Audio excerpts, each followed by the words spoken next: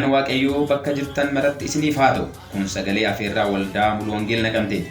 Waldaan Muluu Wangeelaa magaalaa Naqamtee keessatti bara 1966 hundaa'uudhaan tajaajilaan waggoottan 50 lakkoofsisteetti. Waggoottan kana keessatti hojii afuuraa gurguddaa magaalichaaf akkasumas naannoo lixa biyyattii irratti hojjechuudhaan waldoottan baay'ee horattee jirti.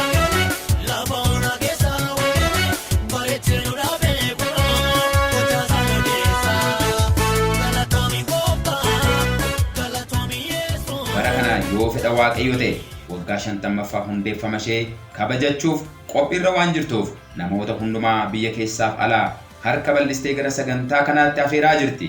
Waldaan keenya waggoottan kana keessatti hojii afuuraan mootummaa Waaqayyoo babal'isuu cinatti hojiiwwan misoomaatiin magaalichaaf bu'aa qabatamaa buusaa jirti. Kanneen kana keessaas piroojeektii deeggarsa daa'imman harka qalleeyyii, mana barumsaa idilee sadarkaa tokkoffaa, horsiisa looniif oomisha aannanii, dirree misirroo, bakka bashannanaaf suuraalee sagantaa adda addaa.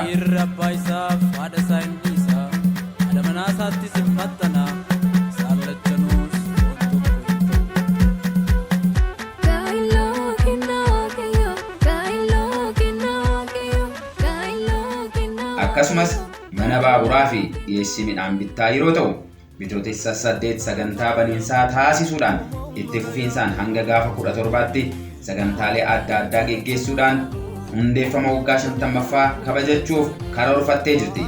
Akkasumas bitootessa 18 hanga 22tti kan turu konfiraansii guddaa geggeessuuf qophii xumurtee jirti. Kanaafuu isinis sagantaalee kanneen irratti hirmaachuuf dursitanii akka karoorfattan jaalala Waaqayyoon waamicha isiniif gooti. Waldaa Muluu Wangeelaa Naqamtee. Yesuus Kiristoos kaleessa isuma ture, har'as bara baraanis isuma sana. Yeroo boqonnaa 13 lakkoofsa 8. Faarumoo ija faarfamoo hedduun adagamoo hin Faarumoo ija faarfamoo hedduun adagamoo Naan walwaame guddaanii afaarsu lafa dhiitee dibbanii. Naan walwaame guddaanii afaarsu lafa dhiitee dibbanii. Fuulan deeffatee rooga koonee bara boojuu maachuut barree koonee. Fuulas deeffatee rooga koonee bara boojuu maachuut barree koonee. Naaloo baasuun ni jabaasuun hangafni nagaa dukkana ni ibsu caccabsee danqaa karaa ni baasuun fideera guyyaa hunduutti faarsu.